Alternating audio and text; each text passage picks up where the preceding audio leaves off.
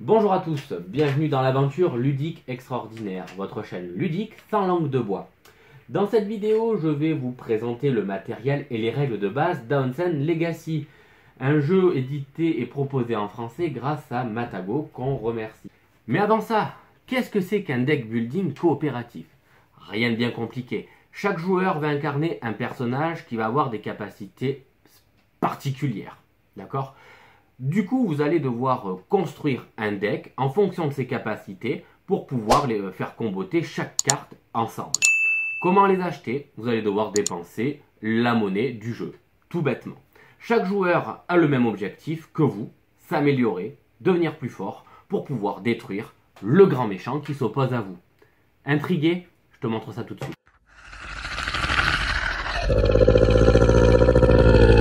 Voilà, donc déjà commençons tout simplement par vous montrer comment c'est organisé dans la boîte du jeu. Vous allez retrouver un système d'enveloppe avec des chapitres pour vous dire tout simplement où vous en êtes un petit peu dans la campagne et savoir un petit peu en fait ce que vous devez ouvrir ou pas. Vous allez avoir des petites boîtes, moi elles sont toutes vides, donc j'ai rien à vous spoiler, d'accord? Elles sont toutes vides. À l'intérieur, bien évidemment, il y a des choses qui vont venir améliorer votre expérience de jeu, du moins le faire évoluer. Il y a ça que vous allez découvrir à un moment ou à un autre, donc je ne vais pas vous l'ouvrir, mais vous expliquer vaguement que ça permet en fait de pouvoir continuer de jouer à Aonsen une fois que vous avez terminé la campagne. Ok, tout bêtement, ça c'est ce papier. Ensuite, ici vous allez avoir donc votre livret de règles. Celui-ci, à la base, est assez pauvre. Vous allez venir y coller des stickers, hein, comme vous pouvez le voir, c'est des stickers qui sont dessus. Et ça va venir améliorer en fait vos composants et en même temps développer vos règles. Donc on va dire, voilà, il y en a vraiment partout. Voilà, donc déjà, voilà, votre livret de règles donc, va évoluer au cours de votre partie, hein, tout simplement, de votre campagne. Voilà, bon, pas grand chose de plus à spécifier. Moi, ça, je ne l'ai pas rempli, je n'y ai pas trouvé d'intérêt. Vous comprendrez, je pense, mes propos à ce niveau-là dans la vidéo qui va suivre d'ailleurs sur Aonsen Legacy. Moi, c'est les personnages que j'ai utilisés. Donc, comme vous pouvez le voir, ils partent en fait de pas grand-chose et ils finissent par évoluer assez drastiquement, j'ai envie de dire. Donc là vous avez la version masculine et féminine, et après derrière chacun se retrouve avec sa version masculine et ici féminine, quoi. Voilà, donc moi j'ai choisi de les jouer comme ça. Voilà, vous allez retrouver après pas mal de cartes avec des intercalaires. Je trouve que le système est très bien fait. Donc là vous voyez, il y a un gros trou, c'est parce que j'ai déjà préparé la mise en place pour ce que je vais vous présenter au niveau des règles. Donc il y a pas mal de cartes, il n'y en a pas non plus énormément, c'est ce que j'aurais tendance à reprocher un petit peu au jeu, c'est son coût par rapport à la quantité de matériel qui est proposé. Bien que ça se comprenne par en fait la quantité de travail qui doit être menée pour pouvoir refaire cette disposition dans la boîte et la quantité d'enveloppes qu'il y a, de stickers et compagnie. Donc ça se comprend, mais je trouve que c'est un petit peu cher, du moins le prix que j'avais au début pour le jeu par rapport au prix aujourd'hui que j'ai regardé. Le prix d'aujourd'hui commence à être vraiment très intéressant. Moi quand je l'ai acheté il faisait plus de 80 € quoi. Voilà, aujourd'hui il fait pas 80 €. Vous pourrez le retrouver je pense en boutique un peu moins cher, et il vaut un peu plus le coup aujourd'hui. C'est pour ça que je pense que c'est quand même bien de vous en parler aujourd'hui. Vous retrouvez ici donc des petites tuiles cartonnées qui vont représenter les brèches de nos mages. Elles sont de très bonne qualité, c'est lisible. Là pour le coup c'est très bien. Là c'est plutôt sympa.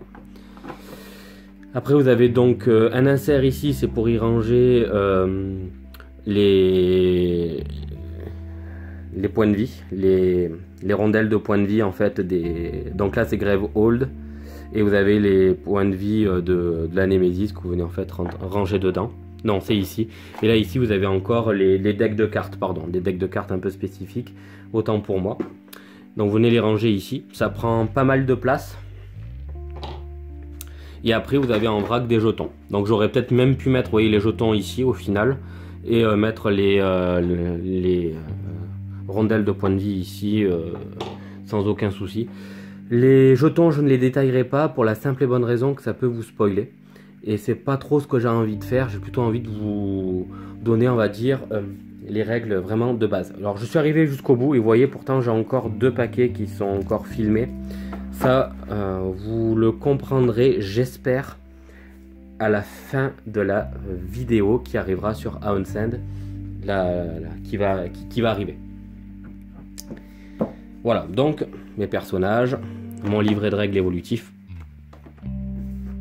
les règles à venir et ma boîte. Donc vous voyez, c'est une boîte qui est quand même assez grande, très aérée et plutôt jolie. Moi j'aime beaucoup le design en tout cas. C'est un point fort du jeu quand même, à la direction artistique, il n'y a absolument rien à redire, c'est vraiment très très beau. Allez, voilà, donc du coup maintenant je vous propose de s'intéresser aux règles de base du jeu Aunsend Legacy. Je vais commencer par les plateaux de nos personnages, pour vous expliquer un petit peu comment ils sont fichus. Donc vous allez avoir donc son illustration, l'illustration va évoluer au cours de la campagne, vous allez voir. Vous allez débloquer des capacités spéciales ici. Ceci, c'est une jauge qui va débloquer votre attaque spéciale, entre guillemets. Vous aurez le temps de le découvrir au cours de la partie, mais il faut savoir que tout ça, il faut le faire comboter pour que ça puisse vraiment être très très fort. Ensuite, vous retrouvez en haut les brèches. Qu'est-ce que c'est les brèches? Alors, dans le lore, les mages d'Aunsend sont capables de contrôler l'éther, qui est une ressource du jeu en fait, hein, qu'on va dépenser sous forme de gemmes, voilà, des cristaux, des gemmes, d'accord.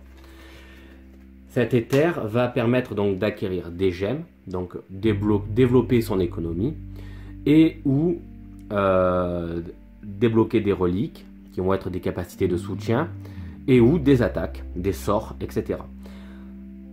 Toutes ces ressources finalement sont dans la source qui est ici. Et pour pouvoir y accéder à cette source, il faut faire appel à des brèches. Donc vous commencez toujours la partie avec une brèche, en gros, qui simule votre possibilité d'avoir accès à la source. Plus vous allez débloquer de brèches, plus vous allez pouvoir en fait poser des cartes. Cela sous-entend que les brèches, c'est là où vous allez venir y poser vos capacités offensives. Ensuite, sur la partie gauche ici, vous allez retrouver votre pioche et la partie droite, votre défausse. Donc les cartes que vous venez d'utiliser, vous allez les poser ici. La particularité d'Aunsend, c'est que lorsque vous allez avoir votre pioche et votre main qui sera vide, lorsque vous allez vouloir refaire votre pioche, parce que c'est un petit peu le but du jeu, faire tourner son deck, c'est la base du deck building, et bien en fait vous n'allez pas le mélanger comme dans tous les autres deck building, vous allez juste les laisser dans l'ordre dans lequel elles sont arrivées.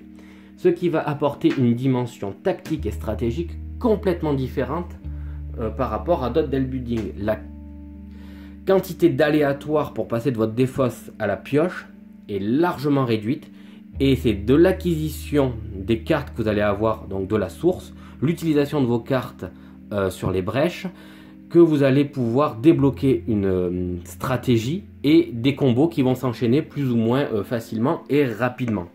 Donc, sur les brèches ouvertes, vous allez pouvoir venir y poser des sorts, comme j'ai dit. Donc, dans votre main de départ qui est indiquée ici, vous allez donc commencer avec des cristaux. Les cristaux, donc, c'est les gemmes d'éther que vous allez pouvoir utiliser pour acquérir des ressources dans la source. Et ces cartes-là, qui sont des sorts, sont les capacités offensives destinées à détruire la grosse bestiole, comme je vous ai expliqué en introduction. Pour l'utiliser, il faut la mettre ici. C'est ce qu'on appelle un sort qui est préparé. On ne l'utilise pas tout de suite pour faire les dégâts auprès de la Némésis. On l'utilise lorsque son tour revient. C'est la priorité. Un tour de jeu d'un joueur ressemble à, en priorité, utiliser les cartes qui sont dans les brèches. Donc les brèches ouvertes, on peut utiliser ou non le sort. Les brèches qui sont fermées et qui demandent à être stabilisées pour être ouvertes, à ce moment-là, on doit utiliser le sort obligatoirement. Et en plus, pour poser un sort, c'est pas gratuit, c'est payant. Donc il faut arriver, à mon avis, à trouver une solution pour ouvrir très rapidement les brèches, pour que les sorts coûtent pas d'éther, et débloquer son économie pour aller acheter des sorts. Pas se bloquer à je dépense de l'éther pour aller poser un sort sur mes brèches fermées. Il faut arriver à toutes les ouvrir pour faire un maximum de dégâts à son tour, bien évidemment. Vous allez donc pouvoir aller acquérir une carte donc de la valeur qui correspond à l'argent que vous allez dépenser. Là, tout simplement, chaque cristal vaut 1 éther. Donc vous allez pouvoir donc au cumul avoir une économie de 4 pour pouvoir aller acheter un sort, une relique ou des gemmes de valeur 4. Une fois que vous les avez utilisés, vous les mettez dans la défausse et vous allez pouvoir renouveler votre main. Pioche de départ indiquée ici. Ça s'arrête là. Et ensuite, au joueur ou à la Némésis de jouer. Au niveau des règles pour le joueur, il n'y a pas besoin d'en savoir plus. Je vous propose de vous intéresser maintenant à la source. La source qui est ici, je viens d'en discuter, c'est là où vous allez faire l'acquisition de toutes vos capacités économiques et offensives. La source est toujours, du moins, il est conseillé de toujours avoir 3 ressources de gemmes. Alors, les cartes que je vous montre, elles sont tirées je les ai tirées au hasard. C'est absolument pas ce que vous allez avoir en plus au début. Donc au moins, le niveau spoil, etc., c'est assez limité. Donc on vous conseille toujours d'avoir 3 gemmes, 3 possibilités d'acquérir des gemmes au départ, avec toujours une qui coûterait environ 3 au minimum, pour pas bloquer son économie. Au niveau des reliques, il en faut toujours au moins 2. Ce sont des capacités de soutien et qui vont permettre, on va dire, de jouer plus facilement en piochant des cartes et augmenter la taille de sa main qui est de base limitée à 5. Enfin, à côté, vous allez avoir les sorts, donc les capacités offensives. Il est toujours conseillé d'en avoir au moins 3. Ici, c'est proposé 4, parce que à chaque fois, c'est du au moins et c'est du conseil. Moi, j'ai proposé une solution avec 4 sorts. Vous avez toujours donc le coût de la carte indiquée en haut à droite qui correspond à la quantité d'éther à dépenser. Vous allez avoir donc la capacité du sort en question, toujours dessous. Le gros point fort du jeu, c'est que les cartes ne vous font pas vous poser de questions. C'est toujours très clair. Il n'y a pas de subtilité, c'est très clair. Et je trouve que c'est un très gros point fort du jeu.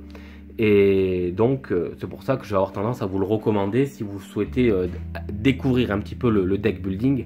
Aonsend, donc le Legacy, du moins déjà de base, permet d'y avoir, on va dire, une très bonne approche. Mais ça, je vous le laisserai le découvrir dans les vidéos à venir. Pour ce qui est de la mise en place de la Némésis, écoutez, c'est très simple. La Némésis, c'est le gros méchant. Il a une grosse tuile, d'accord, avec une mise en place spécifique derrière, une capacité, une règle spéciale à chaque fois devant, et une attaque spécifique qui s'appelle déchaîner. Pour construire le deck de la Némésis, on prend le deck qui lui est propre, donc avec son nom, ici c'est le Maelstrom, et on prend les cartes Némésis de base. On les mélange ensemble.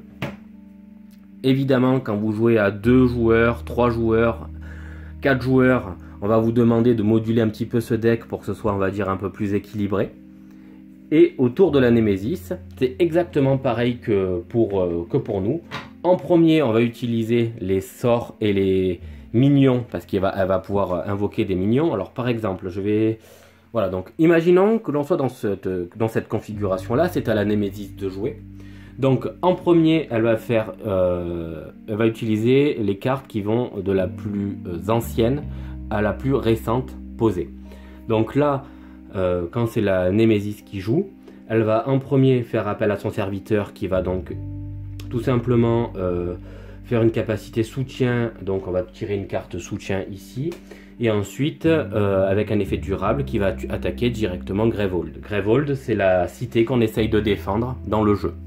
C'est l'ultime bastion où l'humanité arrive à vivre, en fait, tout simplement, et a réussi aujourd'hui à résister aux Némésis. Pour ce qui est de la carte ici, il s'agit d'une carte pouvoir marquée puissance 4, c'est-à-dire qu'à la base, il y a 4 jetons comme ici. Là, on a avancé dans le jeu, on devrait en retirer un. Si on vient à tous les retirer, il y aura un effet ici qui sera à réaliser. Là pour le moment on en retire un, puisqu'il y en avait deux. Et enfin, là maintenant, c'est à la Némésis de jouer. Et elle va jouer donc une carte attaque.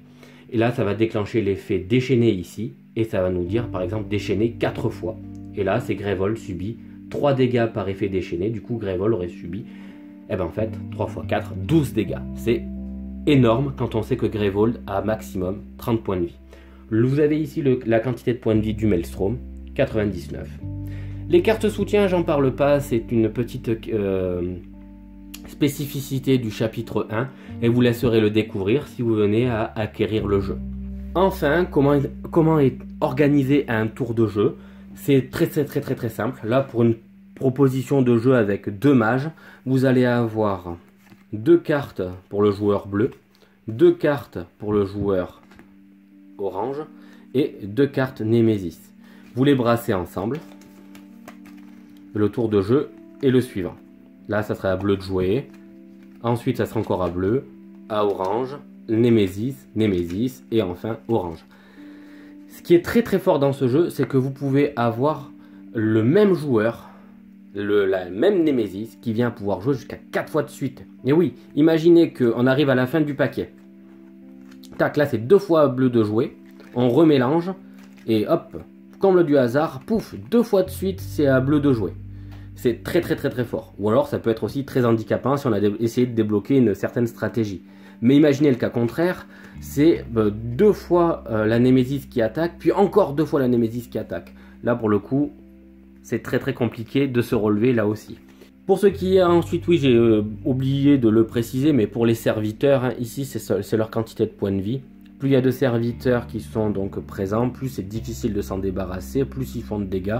Donc il faut réussir un petit peu à contenir les sbires de la Némésis pour essayer de remporter la victoire. Pour ce qui est de la présentation du matériel, des règles de base de Aonsen Legacy, je pense que j'ai fait le tour. Si vous